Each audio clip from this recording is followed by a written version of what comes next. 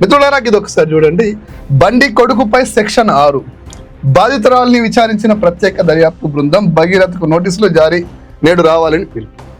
మిత్రులారా,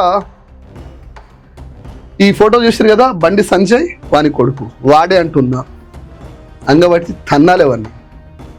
ఒక మైనర్ అమ్మాయిని ట్రాప్ చేసి, కోట్ల రూపాయల అమ్మాయిని ట్రాప్ చేసి, వీని క్లాస్మేట్ కాదు, వీని బంధువు కాదు, అమ్మాయిని ఫ్రెండ్ ద్వారా ట్రాప్ చేసి సోషల్ మీడియాలో వీడియోతో పెద్ద పీకుడు కానీ అనేది ఆ రీల్స్ చూపించి ఆమెను మోసం చేసి పెళ్లి చేసుకుంటా అని మాట ఇచ్చి ఆమెను మానసికంగా శారీరకంగా ఇబ్బంది పెట్టి వీని కోరికలను తీర్చుకొని పెళ్లి చేసుకుని అంటే ఆ అమ్మాయి మోసపోయిన బాధతోటి 2 సార్లు సూసైడ్ అటెంప్ట్ చేసి, అయినా కూడా వాళ్ళ తల్లిదండ్రులు కొద్దిగా నచ్చ చెప్పి వెళ్తున్న సందర్భంలో వీడు మళ్ళీ బ్లాక్మెయిల్ రాజకీయం చేశాడు.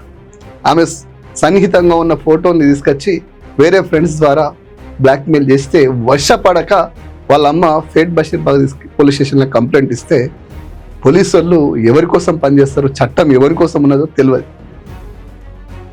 పోలీసు వాళ్ళు బండి సంజయ్కి చెప్పడం, బండి సంజయ్ లాయర్ల ఆగ మేఘాల మీద కరీంనగర్ పోలీస్ స్టేషన్లో కేసు పెట్టడం. మిత్రులారా, ఒకసారి ఆలోచన చేయండి. ఒక అమ్మాయిని ఇండైరెక్ట్గా చంపుతుండు వీడు.